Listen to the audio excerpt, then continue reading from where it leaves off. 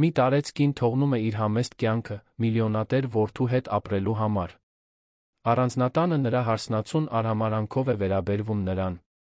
Հարսանեկան խնջույքի ժամանակ ծեծի ենթարկվելուց փակված մնալուց հետո հատակին մի մանրուք բացահայտում է ճշմարտությունը, որդին վերջապես տեսնում է այն, ինչն այդքան երկար անտեսել էր։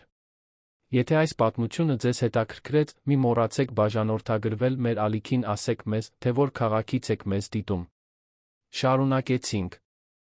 Այդ հինգշաբթի կեսօրին տանը լուռ էր, ինչպես միշտ վերջին տարիներին։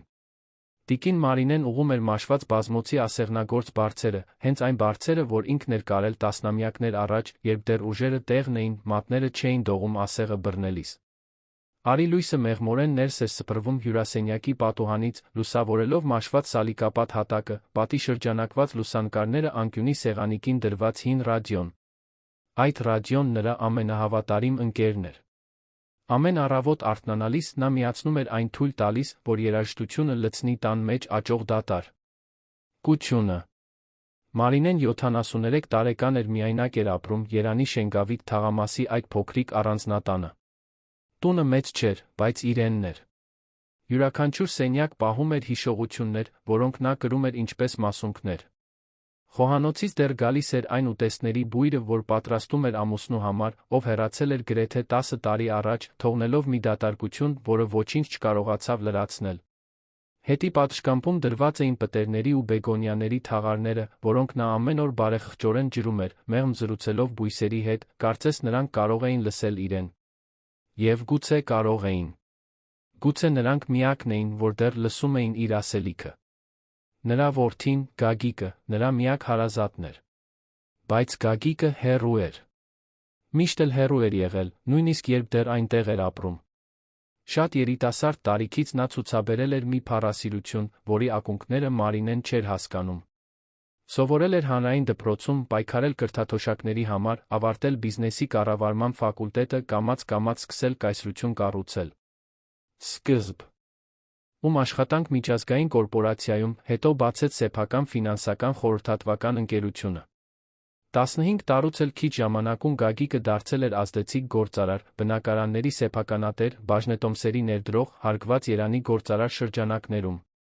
Նա ուներ այն ամենը, ինչ միշտ ցանկացել էր։ Բայց Մարինեն զգում էր, որ ճանապարհին նա ինչ-որ բան էր թողել։ Զանգերն ավելի հազվադեպ էին դարձել։ Կիրակնօրյա ճաշկերույթները, որոնք առաջ սրբազան էին, վերածվել էին ամիսը մեկ, հետո 2 ամիսը մեկ, հետո գրեթե երբեք տեղի ունեցող հապճեպ հանդիպումների։ Մարինեն հասկանում էր։ Կամ գոնե փորձում էր հասկանալ։ Գագիկը զբաղված էր։ Հանդիպումներ, գործուղումներ, կարևոր պարտավորություններ ուներ։ Նա չէր ուզում բեռ լինել։ Այսպիսով, կուլ էր տալիս կարոտը, սպասում էր, որ նա կզանգի, անսպասելի կհայտնվի, կհիշի, որ ինքը դեռ այնտեղ է, սպասում է։ Այդ հինգշաբթի կեսօրին, երբ խոհանոցում սրբիչ էր ծալում, հեռախոսը զանգեց։ Մարինեն սթափվեց։ Քաղաքային հեռախոսը գրեթե երբեք չէր զանգում։ Երբ զանգում էր, կամ բուժապահովագրության գովազդ էր, կամ ինչ-որ մեկը նվիրատվություն էր խնդրում։ Նա ձեռքերը սրբեց գոգնոցով, հոգնած ձայնով պատասխանեց։ Ալո, ասաց նա։ Գծի մյուս կողմում տղամարդու ամուր ծանոթ ձայնը հնչեց նրա ականջում ինչպես մի բասան, որի կարիքն ունենալու մասին ինքն անգամ չգիտեր։ Մամ, Գագիկն է։ Մարինեն զգաց, թե ինչպես սիրտը թրթռաց։ Հեռախոսը 2 ձեռքով բռնեց, կարծես վախենում էր, որ այն կսահի, կապը կկտրվի։ Գագիկ, տղաս։ Ինչ լավ անակնկալ։ Ինչպե՞ս ես։ Նրա ձայնը տարբեր էր։ Ավելի պաշտոնական, ավելի հեռու, բայց միևնույն է, դա իր տղայի ձայնն էր։ Գագիկը խոսեց աշխատանքից, նոր պայմանագրերից, ընկերության հաջողություններից։ Մարինեն լուռ լսում էր, ժպտալով, թե նա չէր կարող տեսնել։ Բայց հետո, մի քանի րոպե մակերեսային զրույցից հետո, նա մի բան ասաց, որը քարացրեց Մարինեին։ Մամ, զանգել եմ, որովհետև ուզում եմ, որ դու գաս ինձ հետ ապրելու։ Մարինեն թարթեց աչքերը, լիովին չհասկանալով։ Քեզ հետ ապրեմ։ Այո։ Արդեն ամեն ինչ որոշված է։ Նոր տուն եմ գնել, մի առանձնատուն Նորք Մարաշում։ Տեղը շատ է։ Դու այլս կարիք չունես այ։ Նտեղ մենակ մնալու։ Շաբաթ օրը վարորդ կուղարկեմ, որ քեզ բերի։ Կարող ես իրերդ հավաքել։ Մարինեն այնքան ուժեղ հուզմունք զգաց, որ հազիվ կարողացավ պատասխանել։ Տաք արցունքները հոսեցին նրա կնճռոտ դեմքով։ Նա միշտ սպասել էր դրան։ Որ իրեն կհիշեն։ Որ կկանչեն։ Որ կվերադարձնի որդու ներկայությունը։ Գագիկ, ես չգիտեմ ինչ ասեմ։ Այնքան եմ քեզ կարոտել, տղաս։ Գիտեմ, մամ։ Ավելի լավ կխոսենք, երբ հասնես։ Մինչ շաբաթ։ Եվ մինչ նա կհասցներ ուրիշ բան ասել, կապն ընդհատվեց։ Մարինեն կանգնած մնաց խոհանոցի մեջտեղում, ձեռքին լուր հեռախոսը, սիրտը կրծքի մեջ արագ բաբախում էր։ Տարիների մեջ առաջին անգամ նա զգաց, որ արժեր սպասել։ Հաջորդ 2 օրերն անցան հույզերի մշուշի մեջ։ Մարինեն խնամքով հավաքեց իրերը։ Տանելու շատ բան չուներ։ Առանձնացրեց մի քանի հագուստ, ընտանեկան լուսանկարները, մորից նվեր ստացած տերողորմյան, տասնամյակներ շարունակ իրեն ուղեկցող հին ռադիոն ամուսնու մատանին, որը նրա մահից հետո կրում էր վզին, շղթայից կախված։ Ամեն ինչ դրեց 2 հին ճամպրուկների մեջ, կապելով պարանով, որ ճանապարհին չբացվեն։ Հրաժեշտ տվեց բույսերին, պատերին, տան անկյուններին, որոնք անգիր գիտեր։ Բանալիները թողեց Հարանուհու, տիկին Իրինայի մոտ, խնդրելով, որ հոգ տանի տան մասին, քանի դեռ ինքը բացակայում է։ Վաճառելու մասին չխոսեց։ Չէր կարող։ Այդ տունն իր պատմությունն էր։ Շաբաթ առավոտյան, ուղիղ ժամը 9-ին, փայլուն մեքենա կանգն։ Եց տան դիմաց։ Վարորդը, կոստյումով մի երիտասարդ, իջավ օգնեց Մարինեին ճամպրուկները դնել բեռնաղցիկում։ Նա նստեց հետի նստատեղին, իրեն տարօրինակ զգալով այդ շքեղ մեքենայում, կաշվե նստատեղերով սառը օթորակիչով։ Հարանուհին պատուհանից ձեռքով արեց։ Մարինեն դողացող ժպիտով պատասխանեց։ Ճանապարհը դեպի Նորք Մարաշ տեց գրեթե 1 ժամ, անցնելով Երանի խիտ երթևեկության միջով։ Մարինեն նայում էր պատուհանից, տեսնելով անցնող քաղաքը։ Բարձրահարկ շենքերը, բանուկ պողոտաները, ժամանակակից արթրի կենտրոնները։ Ամեն ինչ այնքան տարբեր էր թվում այն համեստ թաղամասից, որտեղ ինքն էր ապրում։ Երբ մեքենան վերջապես կանգնեց, նա հազիվ հավատաց աչքերին։ Առանձնատունը հսկայական էր։ Երկաթե բարձր դարպասն ավտոմատ բացվեց, բացահայտելով խնամված այգի, կանաչ խոտածածկով էտված ծառերով։ Տունը երկհարկանի էր, ապակե հսկա պատուհաններով, սպիտակ սյուներով ավտոտնակով, որը կարծես թե տեղավորում էր առնվազն 4 մեքենա։ Մարինեն դանդաղ իջավ, հին պայուսակը սեղմելով կրծքին։ Վարորդը վերցրեց ճամպրուկները, սեղմեց զանգը։ Դուռը գրեթե անմիջապես բացվեց։ Բայց այնտեղ Գագիկը չէր։ Մի երիտասարդ, բարձրահասակ, շիկահեր կին էր, հագին բեժ գույնի թանկարժեք կոստյում, որը կարծես նորաձության ամսագրից լիներ։ Նրա դեմքը գեղեցիկ էր, բայց սառը։ Բաց գույնի աչքերը վերից վար զննեցին Մարինեին մի արտահայտությամբ, որը կասկածի տեղիք չէր թողնում, արհամարհանք։ Դուք պետք է Գագիկի մայրը լինեք, ասաց կինը, առանց ժպտալու։ Մարինեն գլխով արեց, փորձելով ժպտալ, չնայած իրեն պատած անհարմարությանը։ Այո, ես եմ։ Մարինեն։ Իսկ դուք։ Լիլիթը։ Նրա հարսնացուն։ Ներս եկեք։ Հարսնացու բառը ռումբի պես ընկավ Մարինեի սրտին։ Գագիկը ոչինչ չէր ասել ամուսնության մասին։ Ոչինչ, հարսնացուի մասին։ Նա կուլ տվեց զարմանքը մտավ տուն, հետելով Լիլիթին փայլուն սպիտակ հատակով լայն միջանցքով։ Պատերը զարդարված էին ժամանակակից նկարներով, մինիմալիստական քանդակներով, հսկա հայելիներով։ Ամեն ինչ մաքուր էր, սառը, անթերի։ Ոչինչ կենդանի չէր թվում։ Գագիկը հանդիպման է, ասաց Լիլիթը, առանց հետ նայելու։ Նա խնդրեց, որ ես ձեզ դիմավորեմ։ Ես ցույց կտամ ձեր սենյակը։ Նրանք անցան հսկայական հյուրասենյակով, ժամանակակից տեխնիկայով հագեցած խոհանոցով բարձրացան նեղ կողային աստիճաններով, որոնք տանում էին տան հետնամաս։ Մարինեն լուր հետում էր, պայուսակը ձեռքին, զգալով, թե ինչպես է սիրտը սեղմվում։ Օդը կարծես ծանրանում էր ամեն քայլափոխին։ Վերջապես Լիլիթը կանգնեց մի փոքրիկ դռան դիմաց, բացեց այն ձեռքով ներս ցույց տվեց։ Այստեղ։ Մարինեն ներս մտավ զգաց, թե ինչպես ստամոքսը կծկվեց։ Սենյակը մանրուք էր։ Հազիվ տեղավորվում էր մեկ տեղանոց մահճակալ, նեղ պահարանը։ Ին աթոռ։ Պատուհան չկար։ Լույսը գալիս էր առաստաղի թույլ լամպից։ Տհաճ հոտ էր գալիս բորբոսի մաքրող միջոցների։ Պատը որոշ տեղերում թափված էր։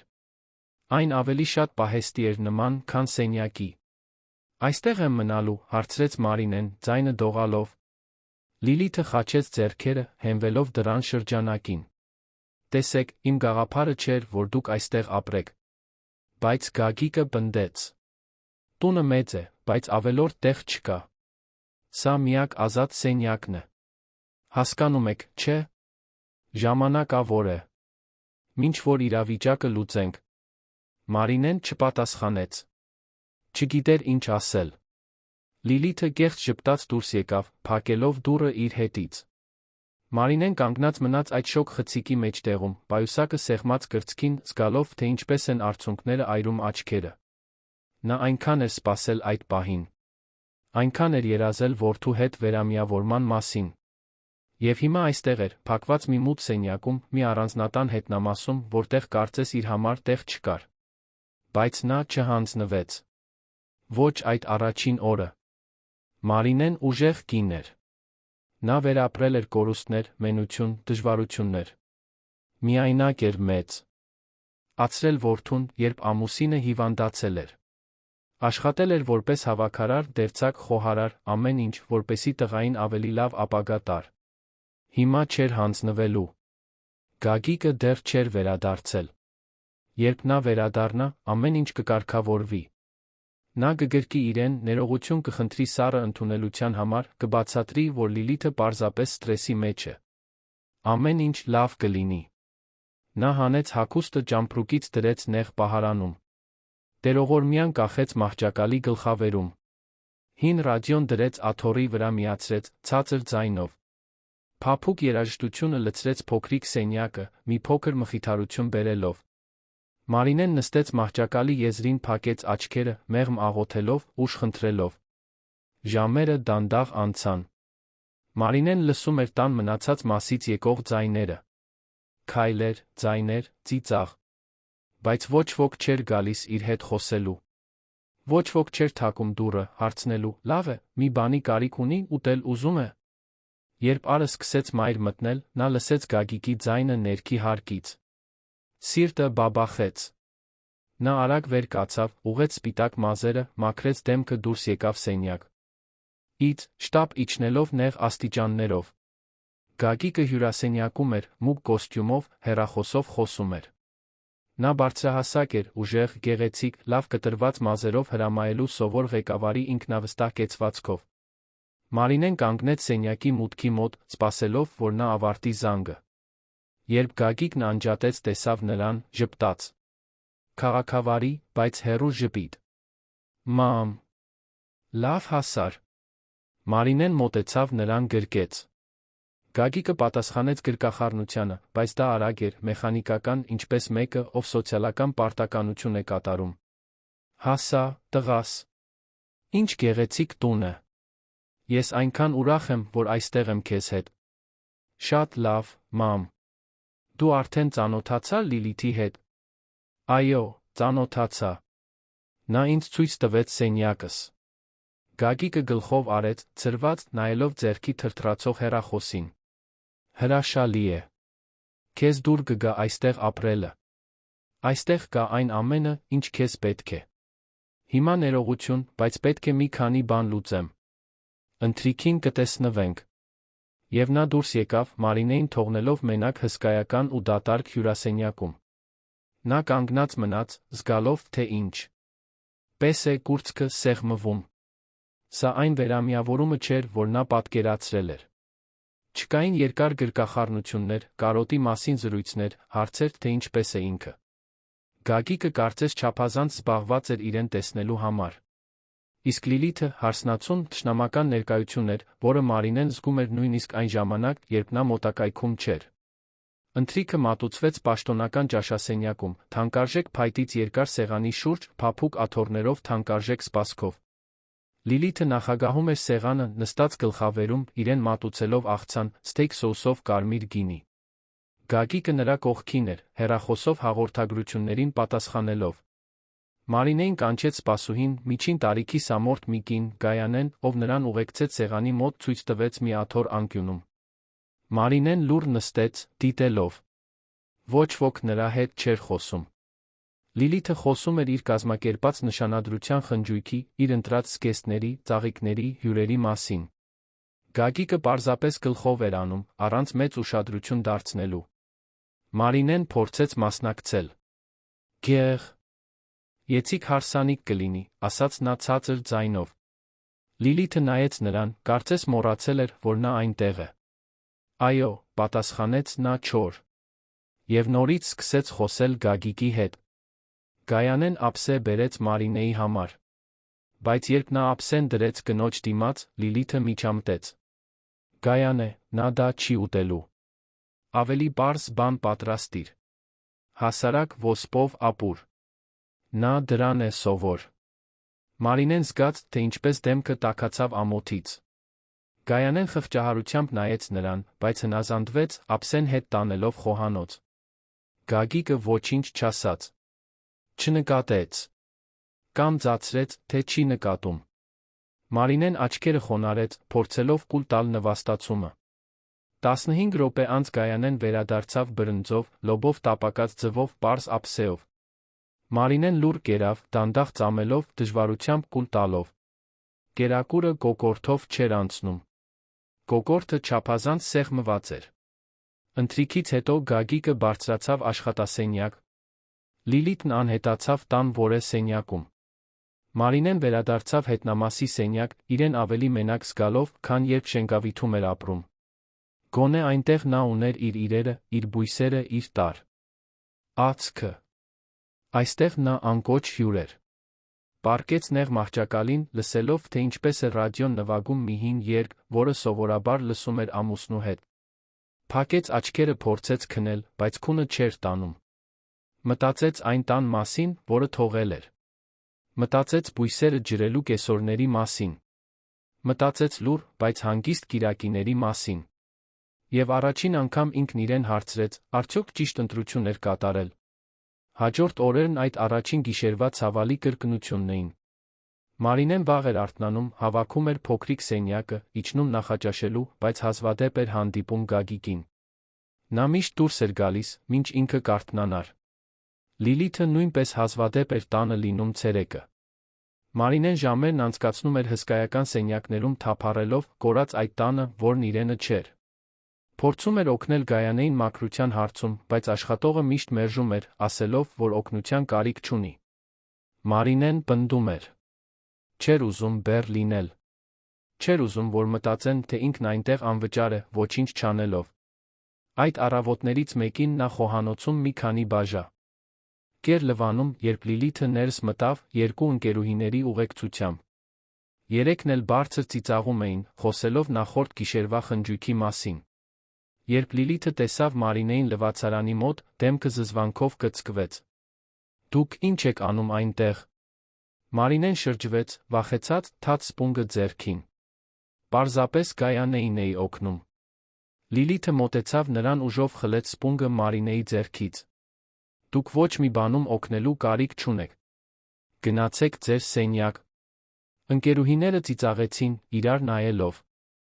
Մարինեն զգաց, թե ինչպես դեմքն այրվեց նվաստացումից, բայց հնազանդվեց։ Բարձրացավ նեղ աստիճաններով դեպի շոգ սենյակ, փակվեց այնտեղ մեղմ լաց եղավ, դեմքը թաքցնելով ձեռքերի մեջ։ Ոչ ոք չթակեց դուռը, տեսնելու, լավ է։ Ոչ ոք չմտահոգվեց։ Նույն օրը կեսօրին Մարինեն ծիծաղի ձայներ լսեց հյուրասենյակից։ Հետաքրքրված իջավ տեսավ Լիլիթին ու ընկերուհիներին, որոնք հեռախոսով տեսանյութեր էին նկարում։ Նրանք կեցվածք էին ընդունում, պարում, ծիծաղում։ Մարինեն կանգնեց աստիճանների վրա, դիտելով։ Լիլիթը տեսավ նրան ձեռքով արեց, որ մոտենա։ Արի այստեղ, սկես։ Ուր։ Արի մեզ հետ նկարվիր։ Մարինեն իջավ, հույսով լցված։ Գուցե Լիլիթը փորձում էր բարի լինել։ Գուցե ուզում էր իրեն ընտանիքի մեջ ընդգրկել։ Նա ամաչկոտ մոտեցավ, փորձելով ժպտալ։ Լիլիթը ձեռքը գցեց նրա ուսին սելֆի արեց։ Ընկերուհիները ծիծաղեցին։ Հետո Լիլիթը կտրուկ բաց թողեց Մարինեին նորից սկսեց նկարել, նմանակելով տարեց կնոջ կորացած կեցվածքը, դողացող ձայնը, դանդաղ շարժումները։ Ընկերուհիները քրքջացին։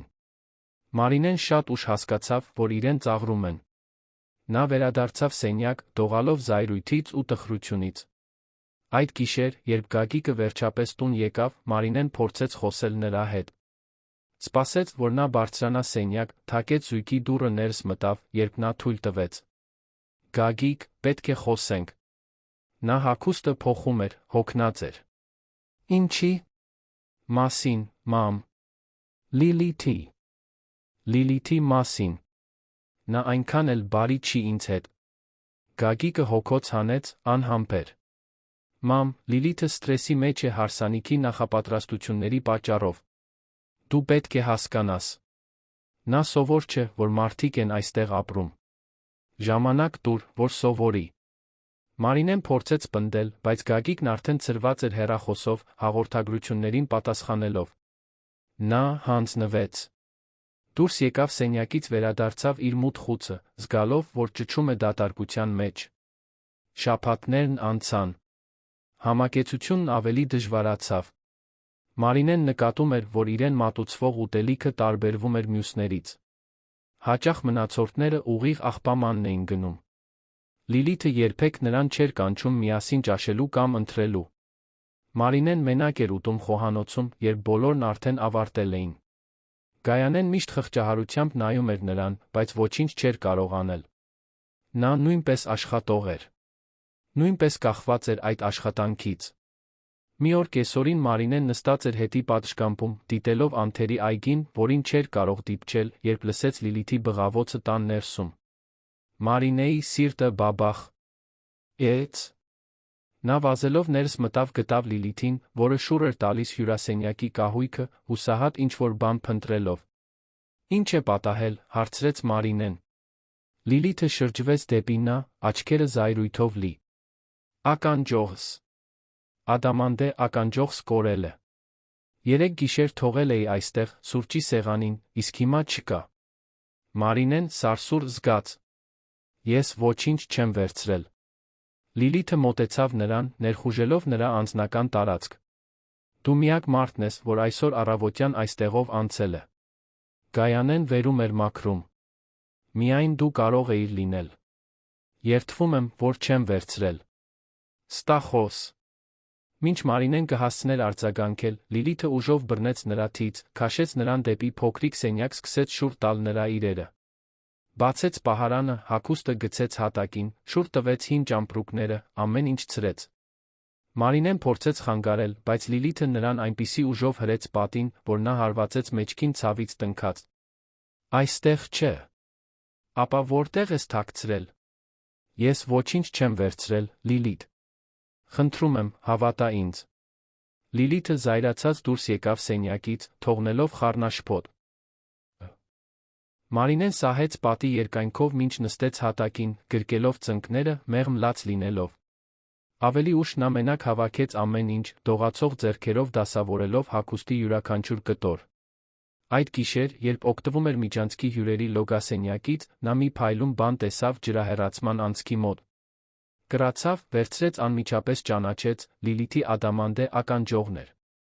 Այնտեղ էր ընկել, հավանաբար, երբ հարսնացուն օգտվել էր այդ լոգասենյակից։ Մարինեն պահեց ականջողը, հաջորդ օրը տվեց Լիլիթին։ Ներողության խոսք էր սպասում։ Ճանաչման մի խոսք։ Բայց Լիլիթը պարզապես վերցրեց ականջողը նրա ձեռքից, արամարանքով ասաց. Հաջորդ անգամ այդքան մի ուշացրու վերադարձնելը։ Եվ հեռացավ, Մարինեին թողնելով այնտեղ կանգնած, սիրտը կտոր-կտոր եղած։ Այդ գիշեր, պառկած նեղ մահճակալին, Մարինեն նայեց ճաքած առաստաղին, լրջորեն մտածեց հեռանալու մասին։ Բայց գնալու տեղ չուներ։ Շենգավիթի տունը փակ էր։ Փող չուներ։ Եվ ամենից շատ, դեռ միամիտ հույս էր փայփայում, որ Գագիկը կնկատի, թե ինչ է կատարվում։ Որ նա կբացի աչքերը, կպաշտպանի իրեն։ Դա փոքր, փխրուն հույս էր, բայց դա այն ամենն էր, ինչ նրան մնացել էր։ Այսպիսով, նա փակեց աչքերս, մեկ անգամ աղոթեց, ուժ խնդրելով մեկ օր դիմանալու համար։ Շաբաթներն անցնում էին ինչպես դանդաղեցված մղձավանջ։ Մարինեն ամեն օր արթնանում էր, սպասելով, որ ինչ-որ բան կփոխվի, որ Գագիկը վերջապես կնկատի, թե ինչ է կատարվում, որ Լիլիթը մի կաթիլ մարդկայնություն կցուցաբերի։ Բայց ոչինչ տեղի չէր ունենում։ Ընդհակառակը, իրավիճակը միայն վատանում էր։ Առանձնատան հետնամասի փոքրիկ սենյակը դարձել էր նրա բանտը։ Նա ժամերով այնտեղ փակված էր մնում, լսելով հին ռադիոն, աղոթելով տերողորմյայով, մեղմ զրուցելով ամուսնու հիշողուտ հյունների հետ, ուժ խնդրելով մեկ օր դիմանալու համար։ Սիրտը ցավում էր այնպես, ինչպես նույնիսկ Շենգավիթի տան մենությունը չէր ցավեցրել։ Լիլիթը կարծես հաճույք էր ստանում նրան նվաստացնելուց։ Դրանք ոչ միայն կոպիտ խոսքերն էին կամ արամարական հայացքները։ Դա հաշվարկված մանր, մշտական դաժանություն էր, որը կամաց-կամաց քայքայում էր Մարինեի արժանապատվությունը։ Մի առավոտ Մարինեն իջավ նախաճաշելու գտավ սեղանը, պատրաստված թարմ հացով, տարբեր երշիկեղենով, մրգերով, հյութերով։ Նա ամաչկոտ նստեց անկյունի աթոռին, սպասելով, որ իրեն կսպասարկեն։ Գայանեն ափսե բերեց նրա համար, բայց մինչ կհասցներ այն դնել սեղանին, Լիլիթը միջամտեց։ Գայանե, արդեն ասել եմ։ Նա կուտի, երբ մենք վերջացնենք։ Եվ ավելի պարզ բան պատրաստիր։ Բայց տիկին Լիլիթ, նախաճաշն արդեն պատրաստ է։ Ոչինչ չի արժենա հիմա մատուցելը։ Լիլիթը զայրացած ձեռքով հարվածեց սեղանին։ Ես քեզ հրամայեցի ուրիշ բան պատրաստել։ Արա այն, ինչ ասում եմ։ Գայանեն աչքերը խոնարհեց ափսեն հետ տարավ խոհանոց։ Մարինեն զգաց, թե ինչպես ստամոքսը շուռ եկավ նվաստացումից։ Գագիկն այ։ Նտեղ էր, նստած սեղանի գլխին, պլանշետով նորություններ էր կարդում։ Նա ոչ մի բառ չասաց։ Աչքերը չբարձրացրեց։ Չնկատեց կամ ձացրեց, թե չի նկատում այդ տեսարանի դաժանությունը։ Մարինեն լուռ նստած սպասում էր։ Միայն երբ Գագիկն ու Լիլիթն ավարտեցին դուրս եկան սենյակից, Գայանեն վերադարձավ չոր հացով տաքացրած սուրճով ափսեով։ Ներողություն, տիկին Մարինե, շնջաց աշխատողը, աչքերը խղճահարությամբ լի։ Ես ոչինչ չեմ կարող անել։ Մարինեն երախտագիտությամբ դիպավ նրա ձեռքին։ Գիտեմ, աղջիկս։ Մի անհանգստացիր։ Բայց ներսում նա մի ցավ էր զգում, որը սովից անդին էր։ Դա չտեսնվելու ցավն էր։ Կարոր չլինելու։ Ինչպես ավելորդ բեռի վերաբերվելու ցավն էր մի տանը, որը պետք է նա իրենը լիներ։ Օրերն ավելի դաժան էին դառնում։ Մի օր կեսօրին Մարինեն նստած էր հյուրասենյակում, թերթելով մի հին ամսագիր, որը գտել էր սենյակում, երբ Լիլիթը ներս մտավ 3 ընկերուհիների ուղեկցությամբ։ Նրանք բարձր ծիծաղում էին, խոսելով նախորդ գիշերվա խնջույքի մասին։ Երբ տեսան Մարինեին, ծիծաղն ուժեղացավ։ Լիլիթը վերցրեց հեռախոսը, սկսեց նկարել։ Տեսեք։ Թե ով է այստեղ, ասաց Լիլիթը, տեսախցիկն ուղղելով Մարինեի վրա։ Իմ սիրելի սկեսուրը։ Բար ասա իմ ընկերուհիներին, սկեսուր։ Մարինեն նայեց տեսախցիկին, լիովին չհասկանալով, թե ինչ է կատարվում։ Նա փորձեց քաղաքավարի ժպտալ։ Բար։ Ընկերուհիները ծիծաղեցին։ Լիլիթը շարունակեց նկարել։ Պատմիր նրանց, սկեսուր։ Ինչպիսին էր քո կյանքը, մինչ այս հրաշալի տուն գալդ։ Մարինեն զգաց, թե ինչպես անհարմարությունն աճեց, բայց փորձեց արժանապատվությամբ պատասխանել։ Ես Շենգավիթում էի ապրում։ Համեստ տանը։ Բայց դա իմ տունն էր։ Լիլիթը չափազանցված դեմքի արտահայտություն ընդունեց տեսախցիկի համար։ Համեստ։ Դու ուզում ես ասել աղքատ, չէ՞։ Աղքատի տնակ։ Սարսափելի պետք է լիներ։ Բայց հիմա դու այստեղ ես, ապրում ես շքեղության մեջ։ Երջանիկ պետք է լինես, չէ՞։ Ընկերուհիներն ավելի բարձր ծիծաղեցին։ Մարինեն զգաց, թե ինչպես դեմքը տաքացավ։ Նա չպատասխանեց։ Լիլիթը շարունակեց նկարել մի քանի վայրկյան, կատակներ անելով Մարինեի հին հագուստի, նրա կորացած քայլվածքի, նրա առոգանության մասին։ Երբ վերջապես դադարեցրեց նկարելը, մեջքով շրջվեց։ Ընկերուհիների հետ դուրս եկավ, Մարինեին թողնելով մենակ նստած, դողալով զայրույթից ու նվաստացումից։ Այդ գիշեր, երբ Գայանեն անցավ Մարինեի սենյակի մոտով, կեղտոտ սրբիչները հավաքելու, տարեց կինը ցածր ձայնով հարցրեց. Գայանե, դու գիտես Լիլիթն ինչ է անում այդ տեսանյութերը, որ նկարում է։ Աշխատողը տատանվեց։ Հետո հոգոց հանեց, ասաց. Նա տեղադրում է սոցիալական ցանցերում տիկին Մարինե սթորիներում։ Նրա ընկերուհիները դա ծիծաղելի են համարում։ Մարինեն զգաց, թե ինչպես կուրծքը սեղմվեց։ Մարդիկ տեսնում էին դա։ Ծիծաղում էին իր վրա։ Ծիծաղելի էին համարում մի տարեց կնոջ նվաստացումը, ով պարզապես ուզում էր մի տեղ ունենալ, որտեղ իրենը կզգար։ Նա այլս ոչինչ չասաց։ Գայանեն դուրս եկավ, Մարինեն մնաց մենակ մթության մեջ, լուռ լաց լինելով։ Գայանեն, իրականում, սկսում էր խորապես անհանգստանալ իր տեսածից։ Նա 3 տարի աշխատում էր այդ տանը, մինչ Լիլիթի հայտնվելը։ Տեսել էր, թե ինչպես է Գագիկը հաջողության հասնում, տեսել էր, թե ինչպես է նա փոխվում, դառնում ավելի հեռու, ավելի սառը։ Եվ հիմա տեսնում էր, թե ինչպես է նրա մայրը կամաց-կամաց ոչնչանում։ Գայանեն հավատացյալ կին էր, 2 երեխաների մայր, ով քրտնաջան աշխատում էր ընտանիքը պահելու համար։ Նա գիտեր, թե ինչ է տառապելը։ Գիտեր, թե ինչ է անտեսանելի լինելը։ Եվ ցավում էր, տեսնելով, որ մեկ այլ կին նույնի միջով է անցնում։ Մի օր կեսօրին, երբ մաքրում էր Լիլիթի սենյակը, Գայանեն փչացած ուտելիքով լի պրակ գտավ։ Բորբոսնած մրգեր, մսի մնացորդներ, բորբոսնած հաց։ Նա անմիջապես ճանաչեց դա։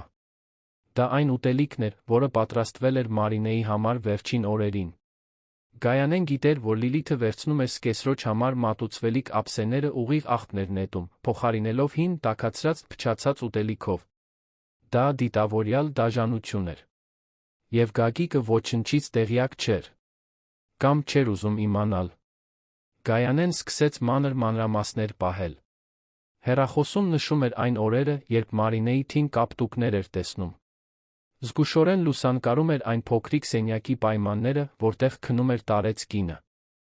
Ապացույցներ էր հավաքում։ Դեռ չգիտեր, թե ինչ է անելու դրանցով, բայց զգում էր, որ պետք է ինչ-որ բան անի։ Մի առավոտ Մարինեն արթնացավ մեջքի ուժեղ ցավով։ Վատ էր քնել, մահճակալը կոշտ էր, ներքնակը ներս ընկած։ Նա դանդաղ վեր կացավ, բռնելով գոտկատեղը, գնաց միջանցքի լոգասենյակ։ Երբ վերադարձավ սենյակ, գտավ Լիլիթին կանգնած դռան մոտ, ձեռքերը խաչած։ Պետք է, որ դուք այսօր սենյակում մնաք, ասաց Լիլիթը սառը ձայնով։ Ինչո՞ւ, հարցրեց Մարինե։ Հյուրեր եմ ունենալու։ Կարոր մարդիկ։ Չեմ ուզում, որ դուք երաք։ Մարինեն զգաց, թե ինչպես կուրծքը սեղմվեց։ Գագիկը գիտի՞։ Սրա մասին։ Գագիկն այստեղ չէ։ Եվ երբ նա վերադառնա, ես կասեմ, որ դուք ձեզ լավ չէիք զգում, նախընտրեցիք հանգստանալ։ Այնպես որ, ավելի լավ է դուք հանգիստ մնաք այնտեղ։ Լիլիթը ուժով փակեց դուռը, բանալին պտտեց կողպեքի մեջ։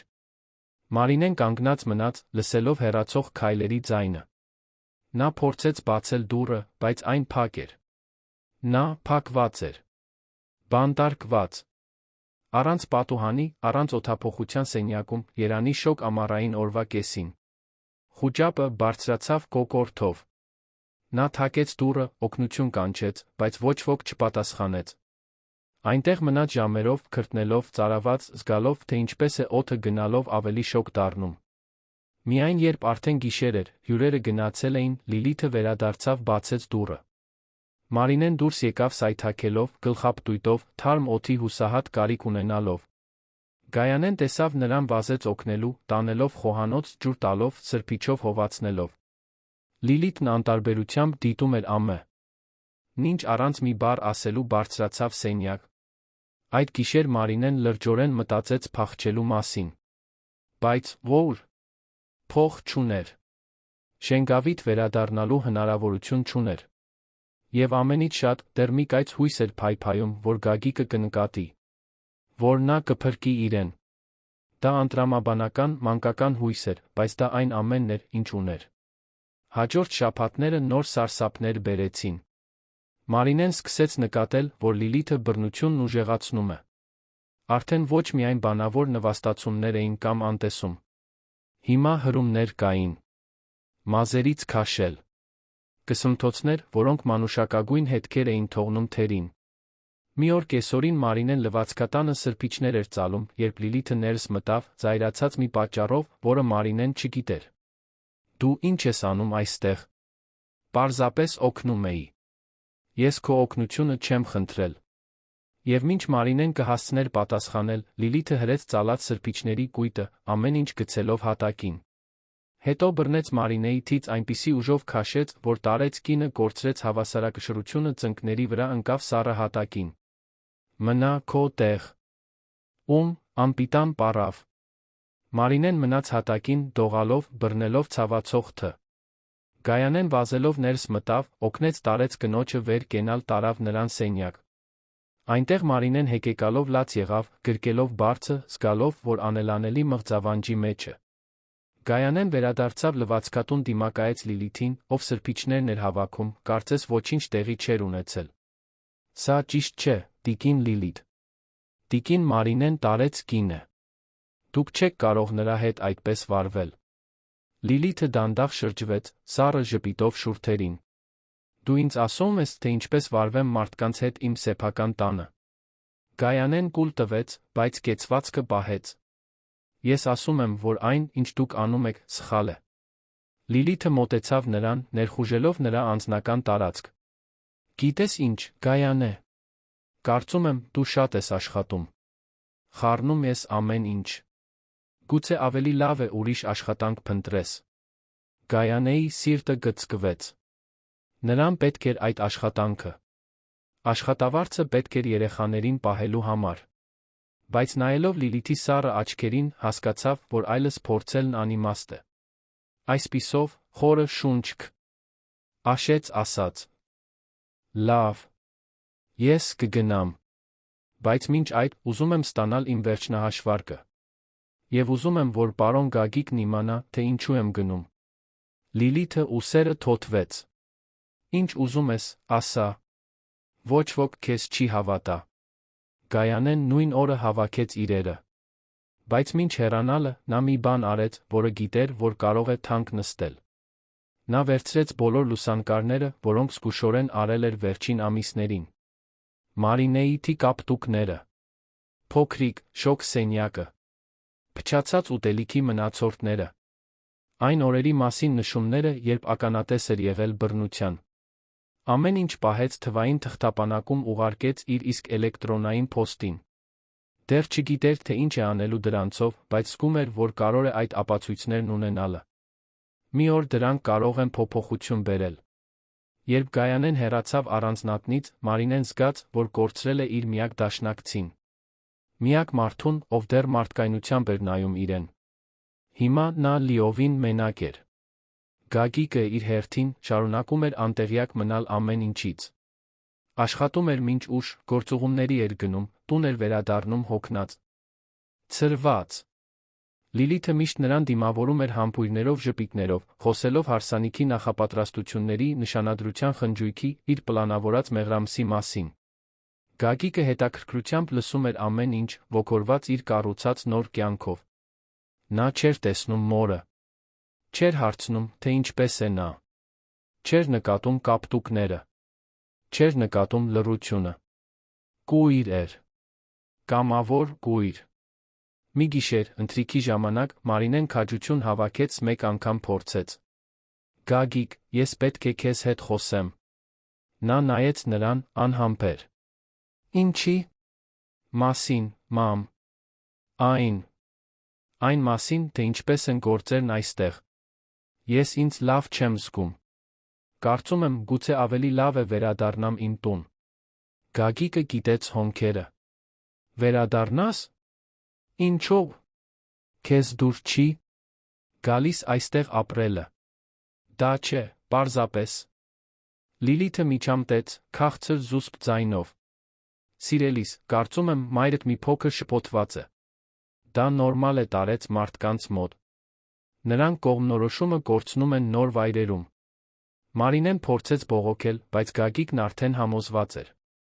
Մամ, դու պետք է սովորես։ Մի քիչ էլ ժամանակ տուր։ Կտեսնես, որ արժե։ Եվ թեման փակվեց։ Մարինեն աչքերը խոնարհեց, պարտված։ Այլս փորձելն անիմաստ էր։ Քաղաքացիական ամուսնության նախապատրաստությունները սկսեցին տիրել տանը։ Լիլիթը վարձեց դեկորատորների, ծաղկավաճառների, խոհարարների։ Արարողությունը պետք է տեղի ունենար հենց այնտեղ, առանձնատան այգում, որին կհաջորդեր ընդունելություն բացօթյա տարածքում։ Պետք է լինեին մոտ 100 հյուրեր, բոլորը Լիլիթի Գագիկի սոցիալական շրջանակից։ Կարոր, ազդեցիկ, հարուստ մարդիկ։ Լիլիթը տարված էր այն մտքով, որ ամեն ինչ պետք է կատարյալ լինի։ Յուրաքանչյուր մանրուք պետք է անթերի լիներ։ Նա չէր կարող հանդուրժել ոչ մի սխալ։ Եվ ամենից շատ չէր կարող հանդուրժել Մարինեի ներկայությունը, որը կպչացներ իր ուզած կատարելության պատկերը։ Հարսանիքից մեկ շաբաթ առաջ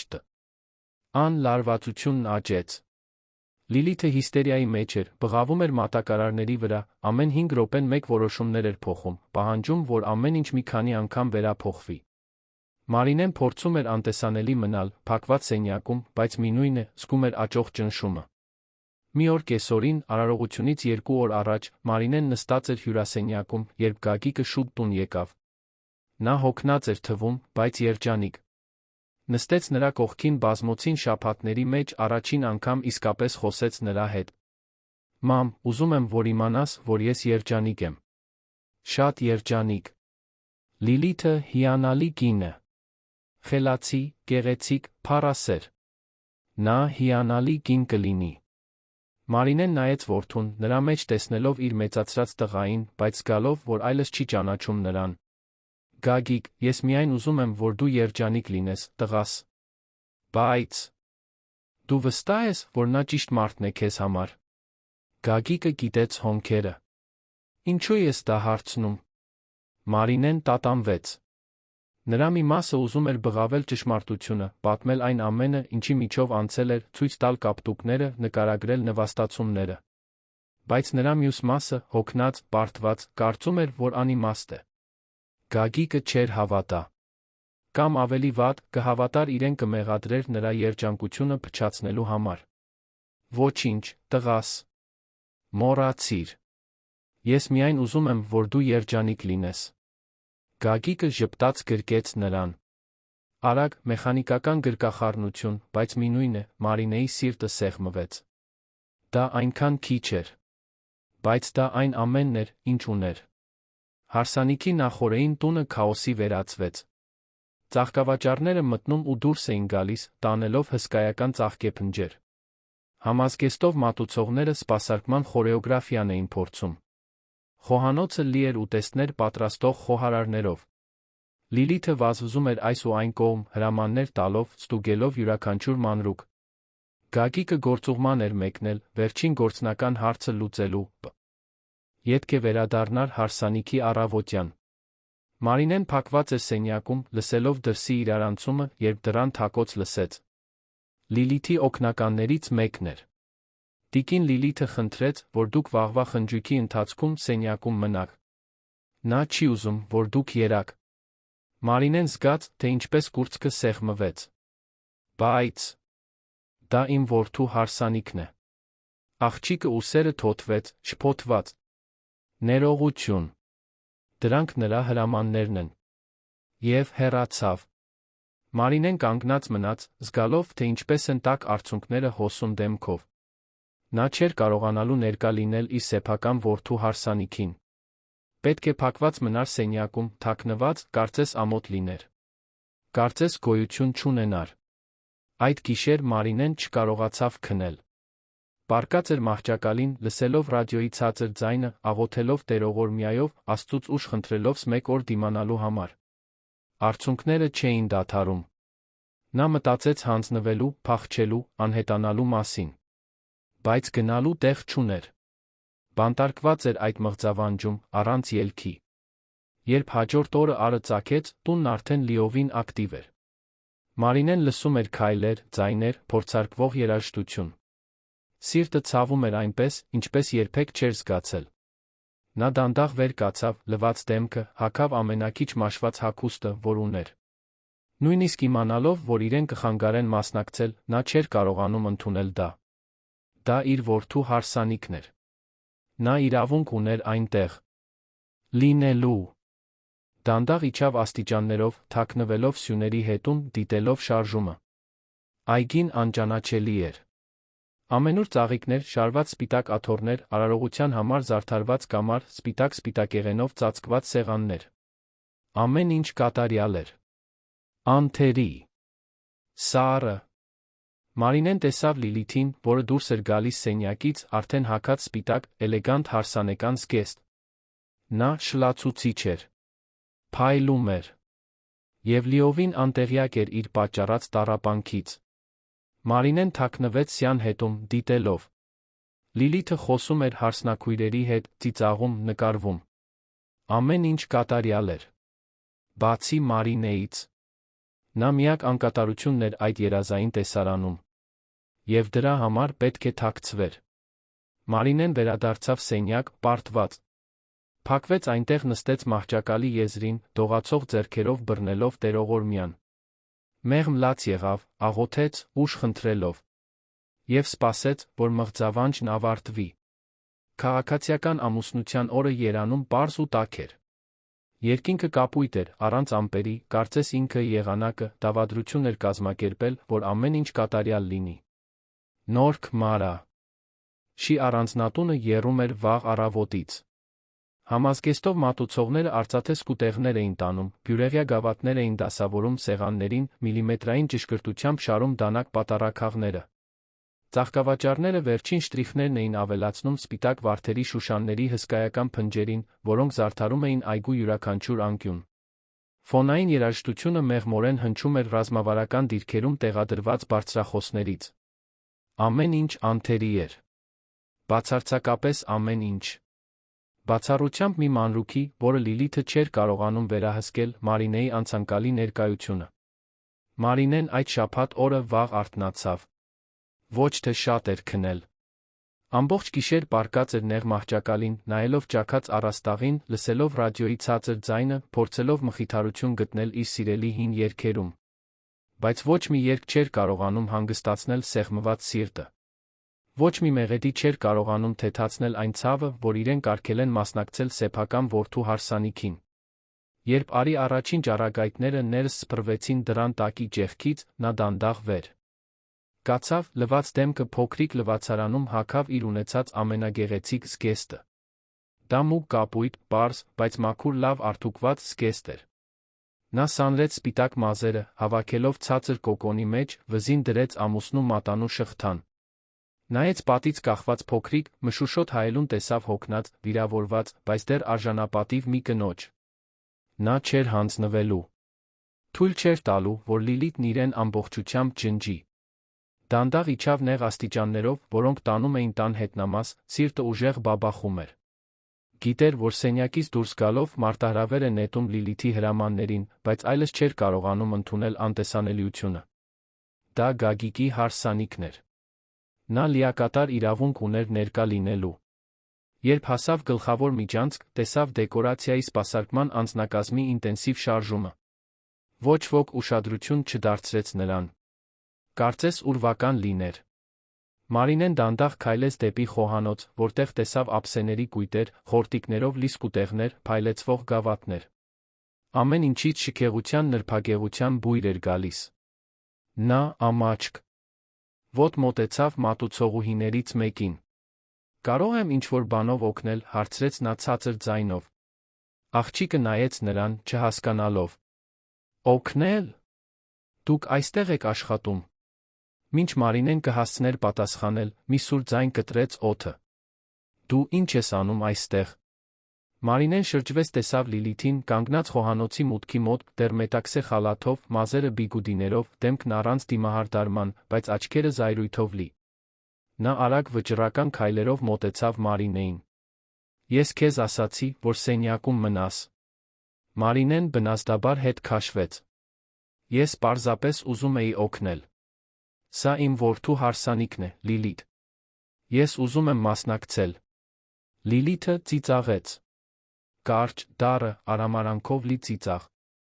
Մասնակցել։ Դու իսկապես կարծում ես, որ այստեղ ինչ-որ մեկը քեզ մոտ է ուզում։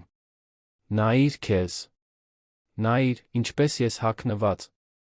Դու խայտառակություն ես։ Ամեն ինչ կփչացնես։ Խոսքերը հարվածի պես դիպան Մարինեին։ Նա զգաց, թե ինչպես են աչքերն այրվում, բայց փորձեց պահպանել հանգստությունը։ Ես նրա մայրն եմ։ Իրավունք ունեմ այստեղ լինելու։ Դու ոչ մի իրավունք չունես։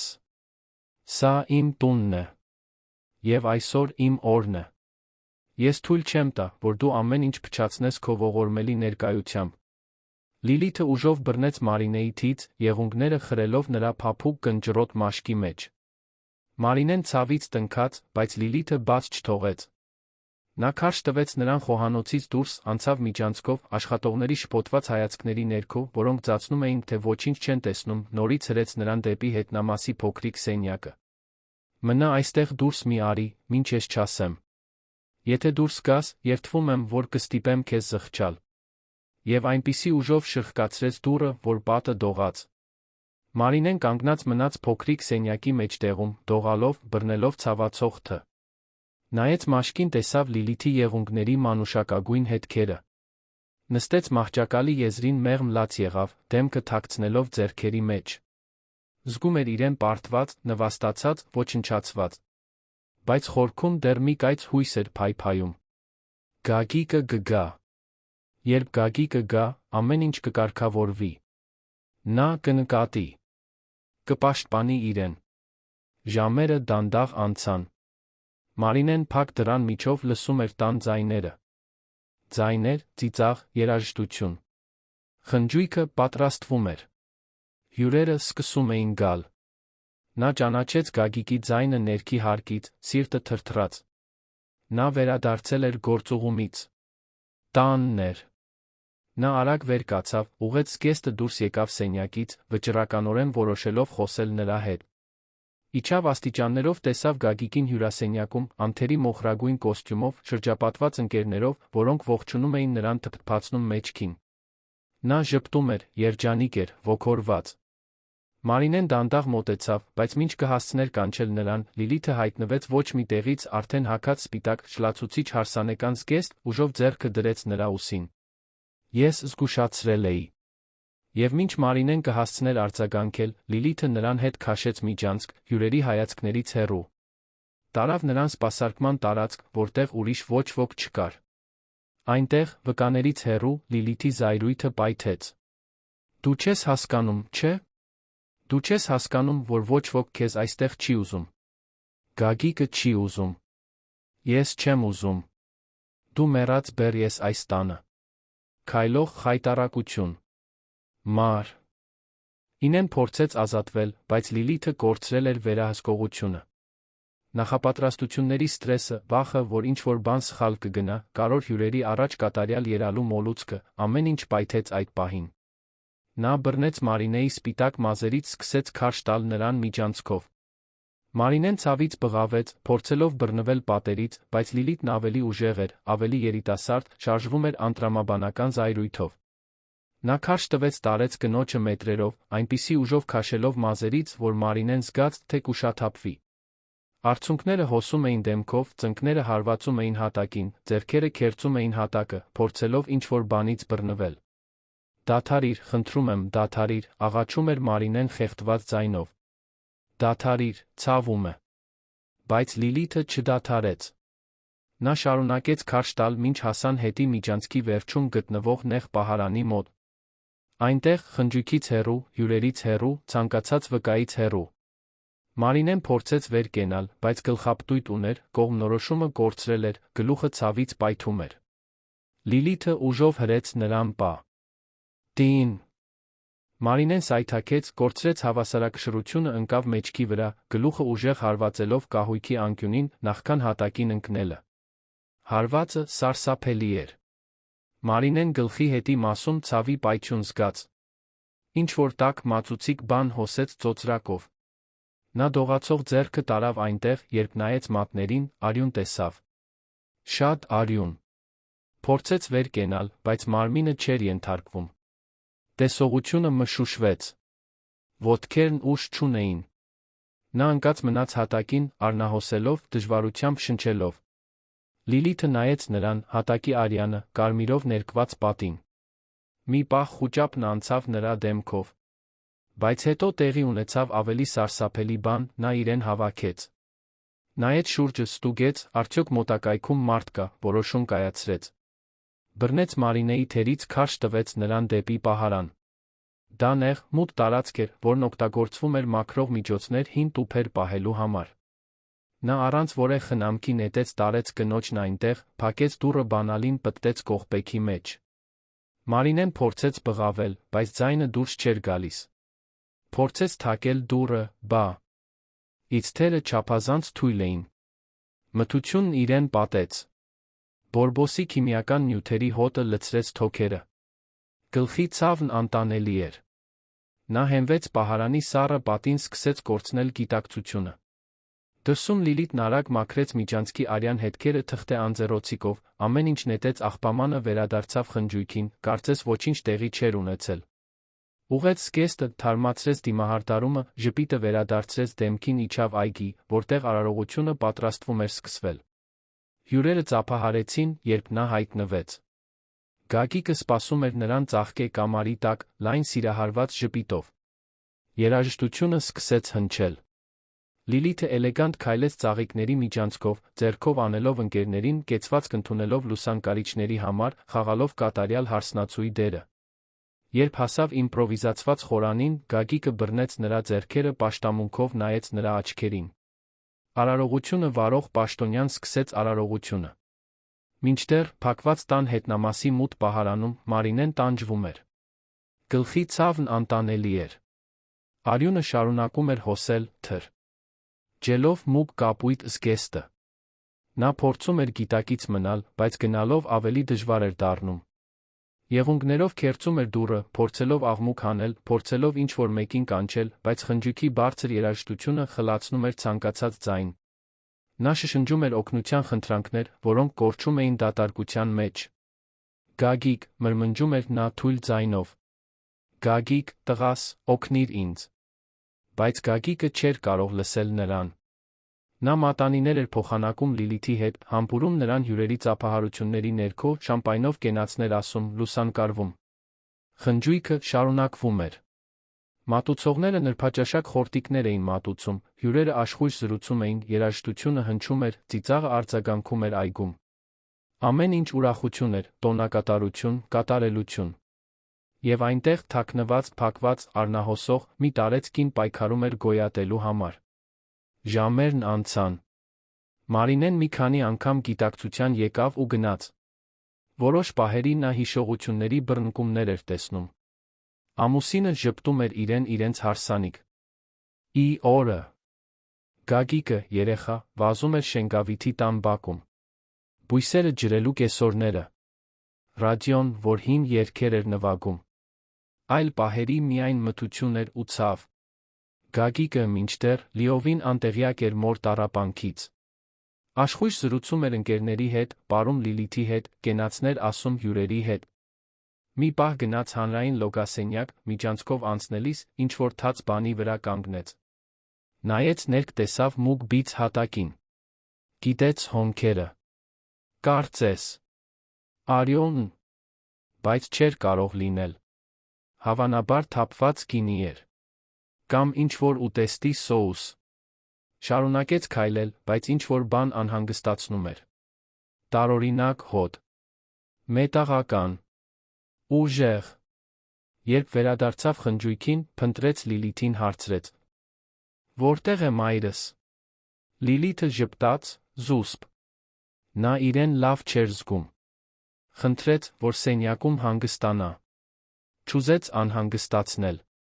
Գագիկը գլխով արեց, գող պատասխանից։ Վերադարձավ խնջույքին։ Բայց երբ գիշերն առաջ էր գնում, այդ անհանգստությունն աճում էր։ Ինչ-որ բան այն չէր։ Ինչ-որ բան, որ նա չէր կարողանում բացահայտել։ Դա զգացողություն էր, բնաստ, մի փոքր ձայն նրա մտքի խորքում, որն ասում էր, որ ինչ-որ բան շատ սխալ է։ Երբ խնջույքը վերջապես սկսեց դատարկվել, հյուրերը գնացին, Գագիկը բարձրացավ հագուստը փոխելու։ Անցավ հետի միջանցքով, նորից տեսավ այդ մուգ բծերը հատակին։ Հիմա, առանց խնջույքի իրարանցման, նա կանգնեց, կռացավ զննելու։ Դիպավ մատով։ Չոր էր, բայց հաստատ արյուն էր։ Եվ ավելին կար։ Մի ճերմակ մազ, խրված պահարանի դռան ճեղքում։ Սիրտը սկսեց ավելի արագ բաբախել։ Փորձեց բացել պահարանի դուռը, բայց այն փակ էր։ Փնտրեց բանալին, բայց չգտավ։ Զգաց, թե ինչպես խուճապը բարձրացավ։ Լիլիթ, բղավեց նա։ Լիլիթ, որտեղ է այս պահարանի բանալին։ Լիլիթը վազելով բարձրացավ, դեռ հարսանեկան զգեստով, դեմքը գունատ։ Ինչու ես ուզում դա բացել։ Որովհետ հատակին արյուն կա։ Եվ ես ուզում եմ իմանալ, որտեղից է եկել։ Լիլիթը փորձեց արդարացում հորինել, բայց Գագիկն այլևս չէր լսում։ Նա ուսով հրեց դուռը 1, 2, 3 անգամ, մինչ կողպեքը տեղի տվեց։ Դուռը միանգամից բացվեց։ Եվ այն, ինչ նա տեսավ, քարացրեց նրան։ Մարինեն ընկած էր պահարանի հատակին, կծկված, արյունով պատված։ Կապույտ զգեստը թրջված էր կարմիրով։ Սպիտակ մազերը կպել էին ծոծրակին չորացած արյունից։ Նա կիսաբաց աչքեր ուներ, թույլ շնչառություն, քերծված ձեռքեր, այդքան դուրս գալու փորձերից։ Երբ միջանցքի լույսը ներխուժեց պահարան, նա դանդաղ բարձրացրեց աչքերը, տեսավ որդուն։ Գագիկ, շշնջաց նա գրեթե անլսելի ձայնով։ Գագիկ, օգնիր ինձ։ Գագիկի աշխարհն այդ պահին փլուզվեց։ Նա ծնկի իջավ մոր կողքին, դողացող ձեռքերով բռնելով նրա դեմքը, զգալով տաք կպչուն արյունը։ Մամ, Աստված իմ, ինչ է պատահել։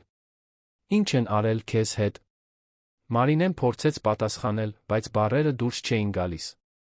Պարզապես լաց էր լինում, դողալով, կառչելով որդութից, կարծես նա միակ ամուր բանն էր փլուզվող աշխարհում։ Գագիկը շրջվեց դեպի Լիլիթը, ով կանգնած էր դռան մոտ, գունատ, շոկի մեջ։ Դու, ասաց նա զայրույթից դողացող ձայնով։ Դու ես արել։ Լիլիթը փորձեց հերքել, բայց մեղքը դրոշմված էր նրա դեմքին։ Գագիկ, ես կարող եմ բացատրել, սկսեց նա ասել, բայց նա ընդհատեց նրան, բղավելով։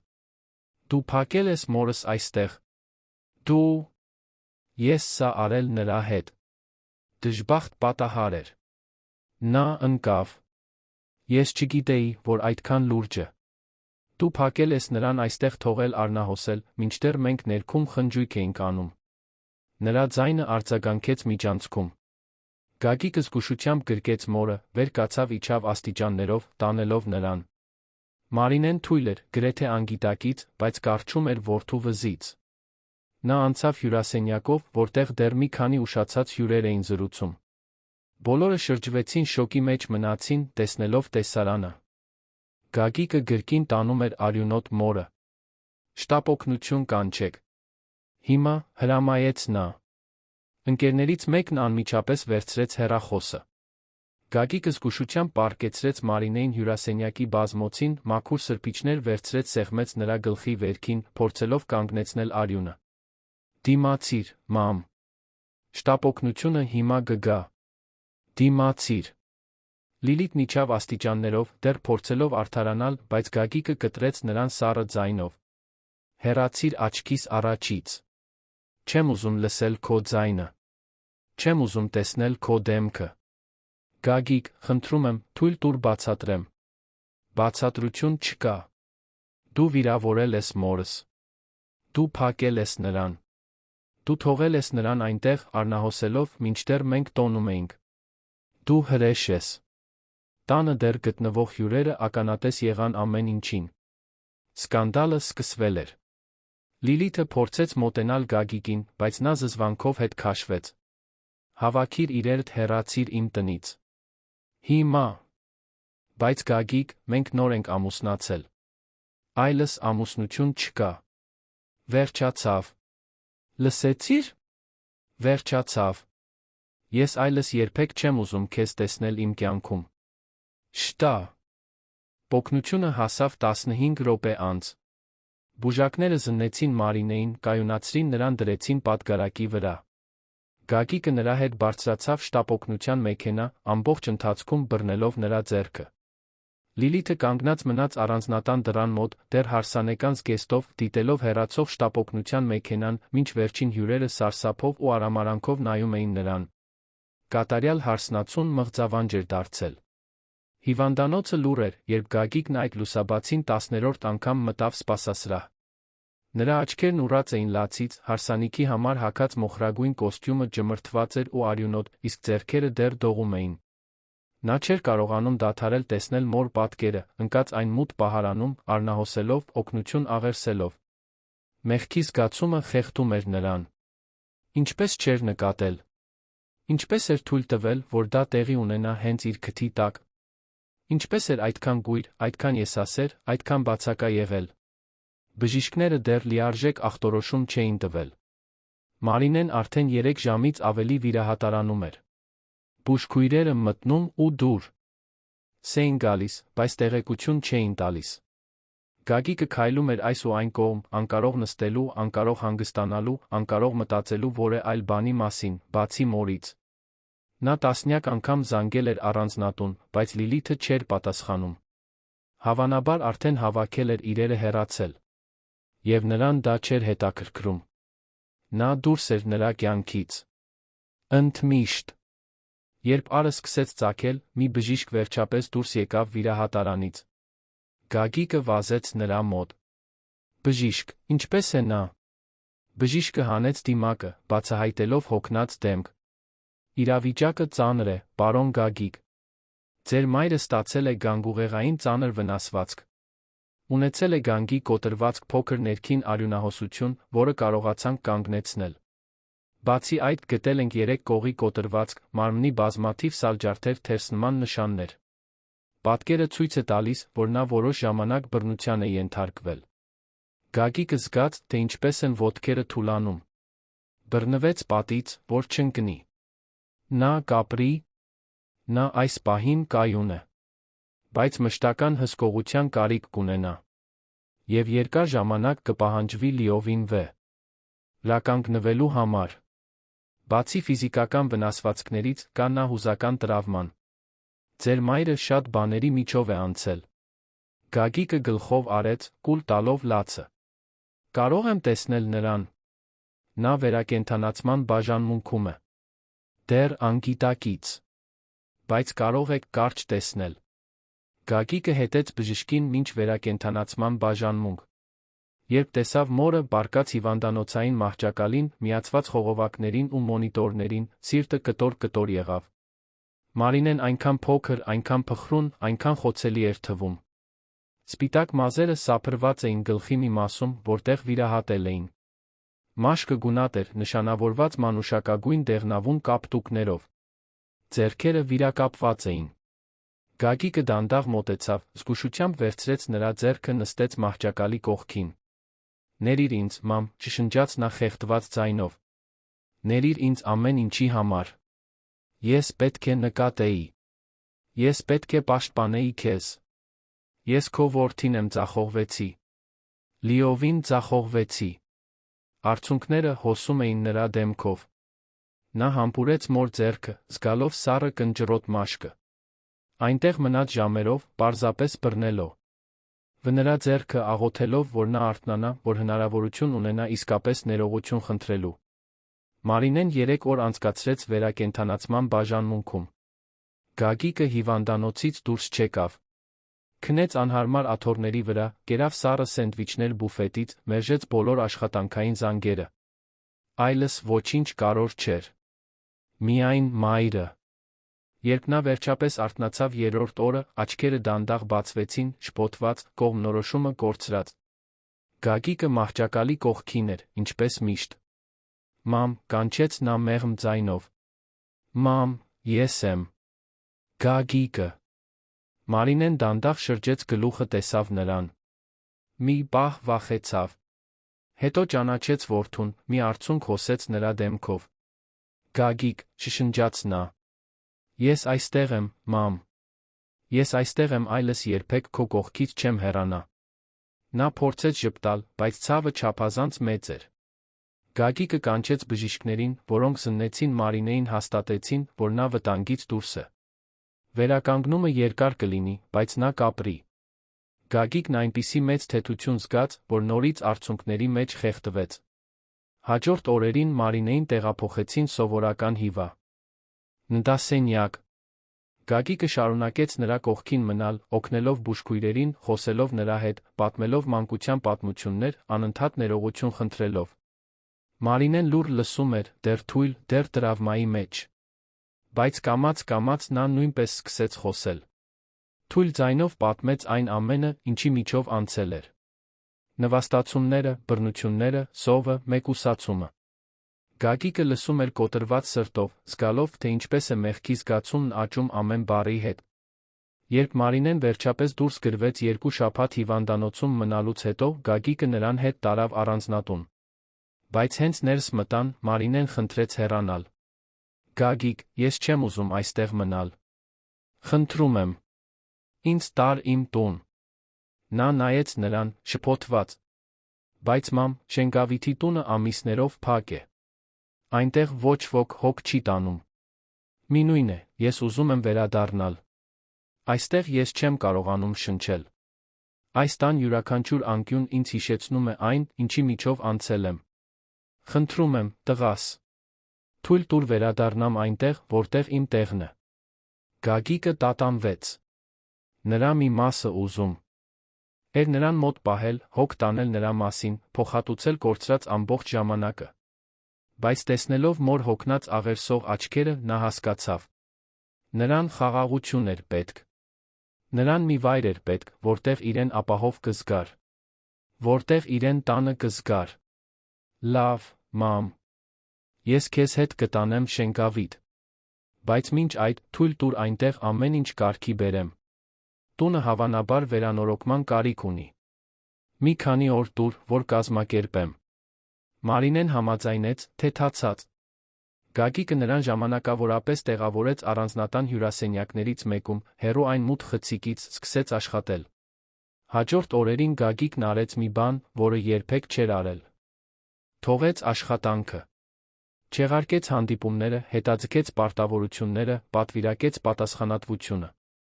Տարիների մեջ առաջին անգամ մայրն առաջնահերթություն էր։ Նա վերանորոգման թիմ վարձեց անձամբ գնաց Շենգավիթ, ամեն ինչ վերահսկելու։ Երբ մտավ հին տուն, հույզերի ալիք զգաց։ Ամեն ինչ հենց այնպես էր, ինչպես հիշում էր մանկությունից։ Փոքրիկ հյուրասենյակը, մաշված բազմոցով։ Պարզ խոհանոցը, գունաթափված սալիկներով։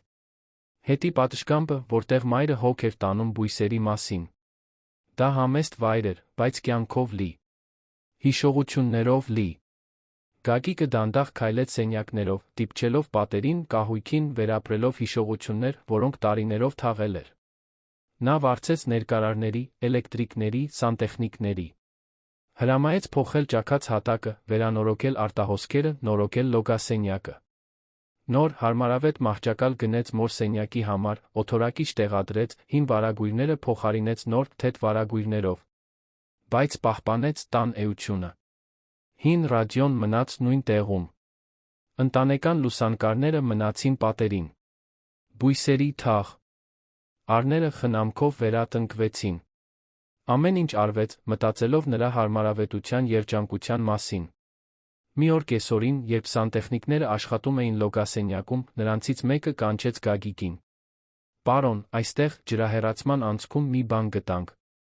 Գագիկը մոտեցավ։ Սանտեխնիկը նրան տվեց մի փոքր, կեղտոտ առարկա։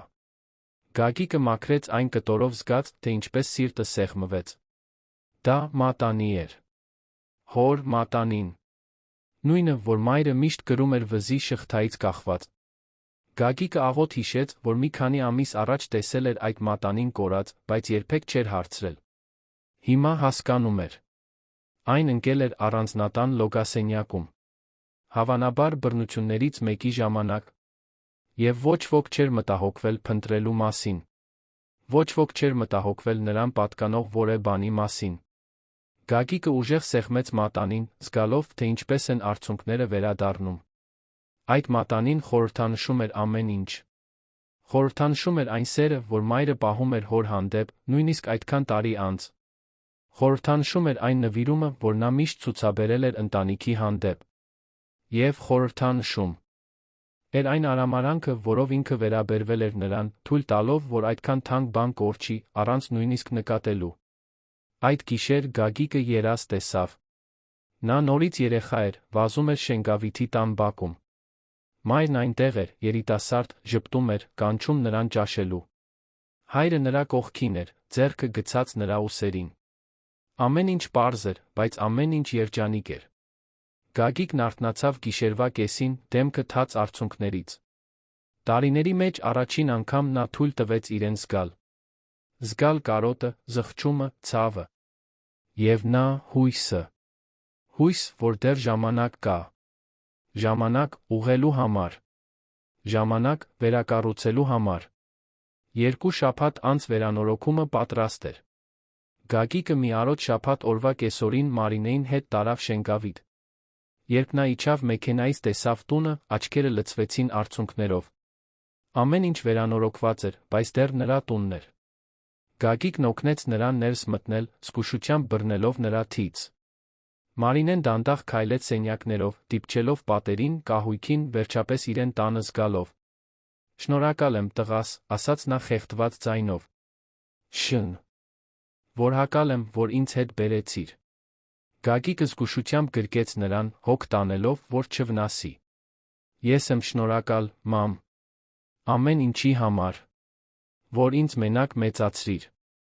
Որ այդքան բան դիմացար։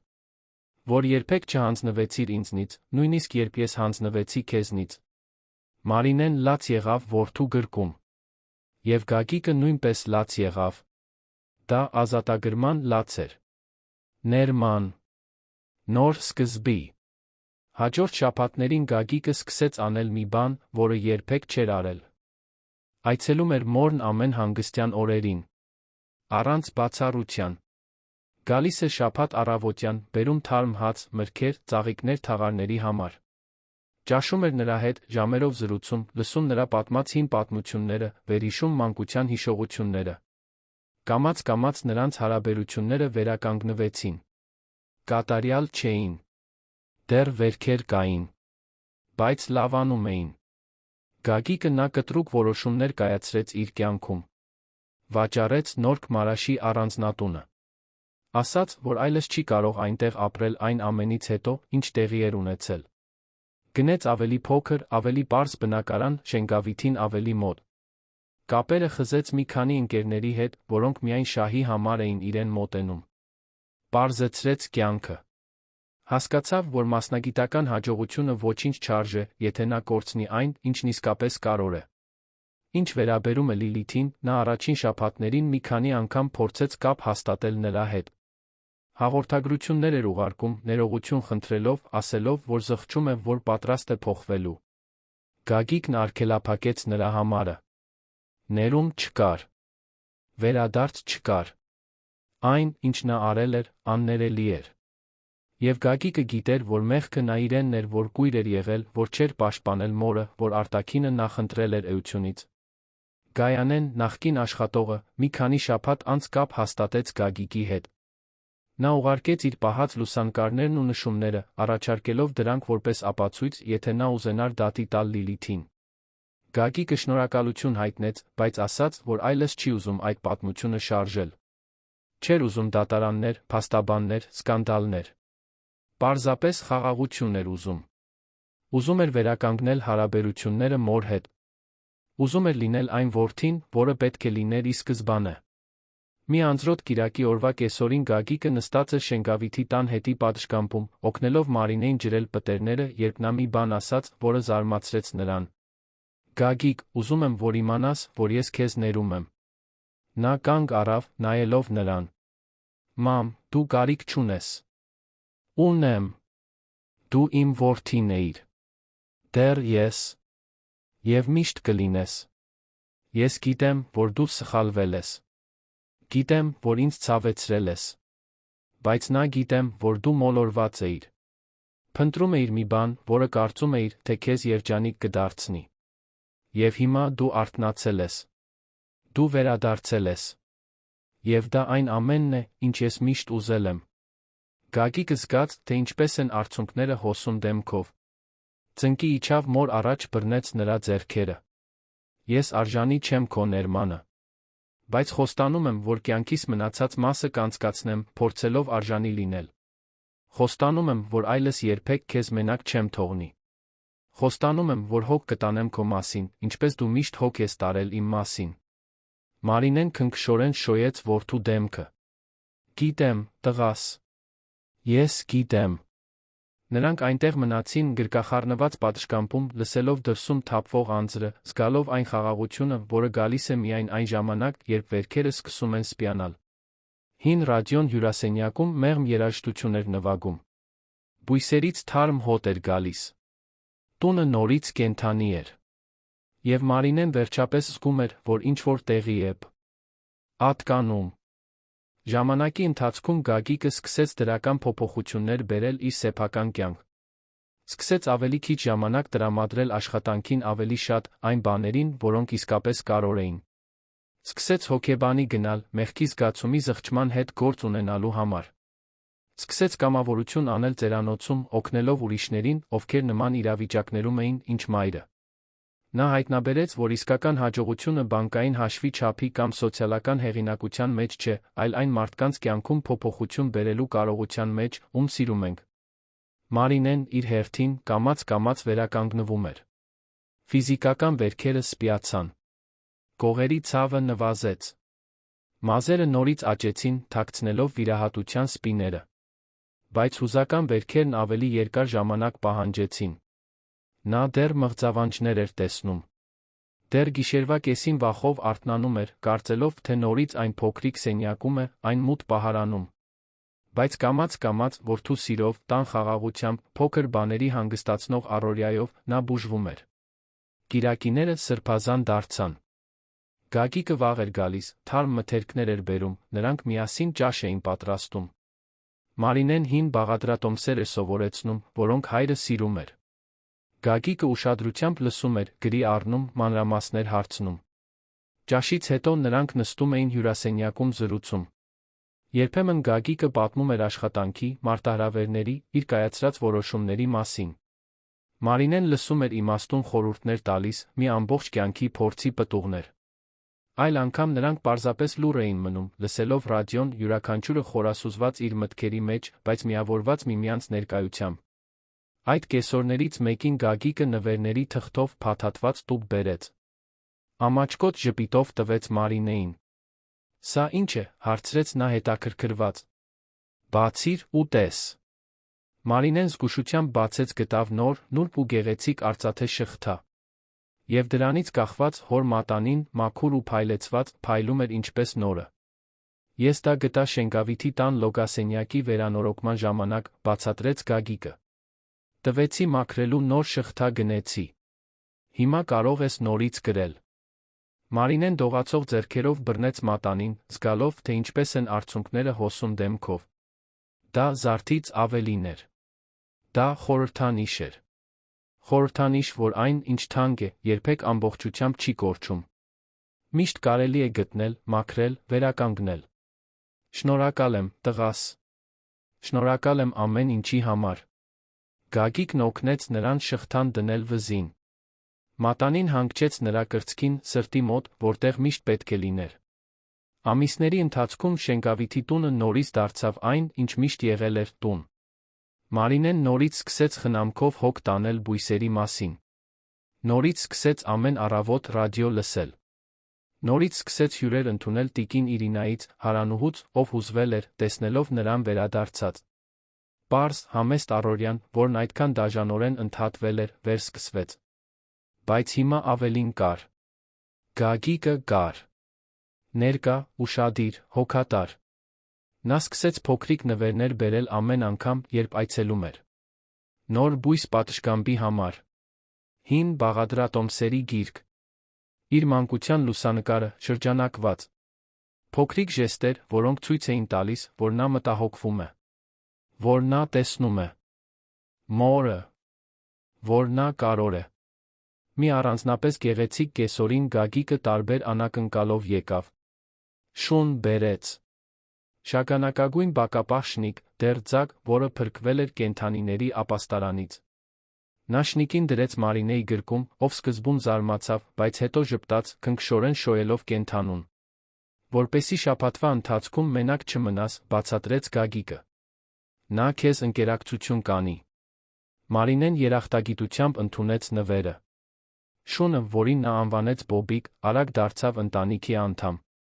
Նա հետում էր նրան տանը, քնում նրա մահճակալի ոտքերի մոտ, հաչում, երբ ինչ-որ մեկը մոտենում էր։ Դա պաշտպանություն էր, ընկերակցություն, անպայմանական սեր։ Գագիկը, տեսնելով մորն ավելի երջանիկ, ավելի առողջ, ավելի խաղաղ, վերջապես զգաց, որ ճիշտ ճանապարհի վրա է։ Մեղքի զգացումը դեռ այնտեղ էր, բայց նվազել էր։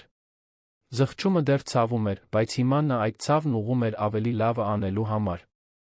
Ավելի լավը լինելու համար։ Դեկտեմբերյան մի գիշեր, գրեթե 1 տարի անց այն ամենից, ինչ տեղի էր ունեցել, Գագիկը նստած էր տան պատշգամբում մոր հետ, սուրճ էր խմում ու տուն նրա պատրաստած եգիպտացորենի թխվածքը։ Աստղերը փայլում էին մութ երկնքում։ Ծղրիդների ձայնը լցնում էր լռությունը։ Գագիկը նայեց մորը հանգիստ ձայնով ասաց. «Մամ, ես այս տարի շատ բան սովորեցի։ Սովորեցի, որ փողով երջանկություն չես գնի։ Սովորեցի, որ հաջողությունն առանց ընտանիքի ոչինչ չի նշանակում։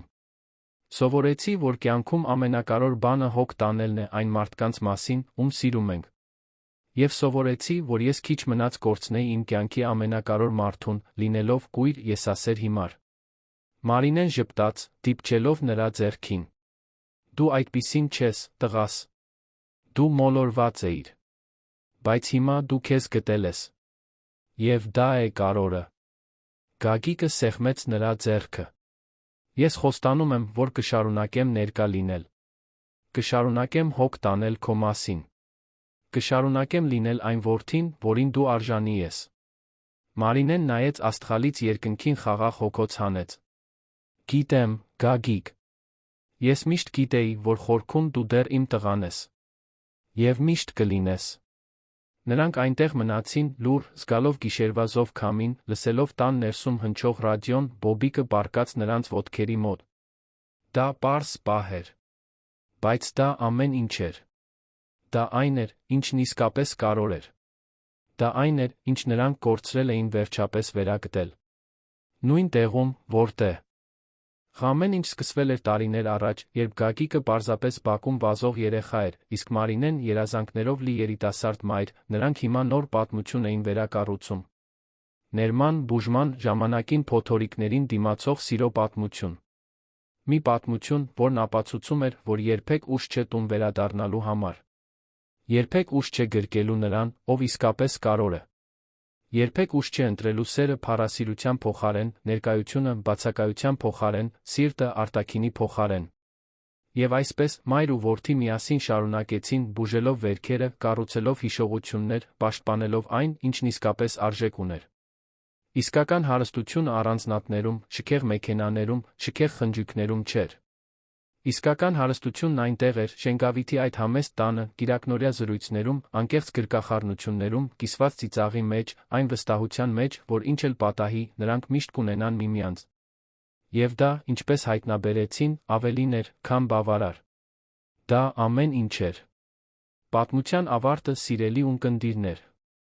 Հուսով ենք, որ տիկին Մարինեի Գագիկի պատմությունը խորապես հուզեց ձեր սրտերը։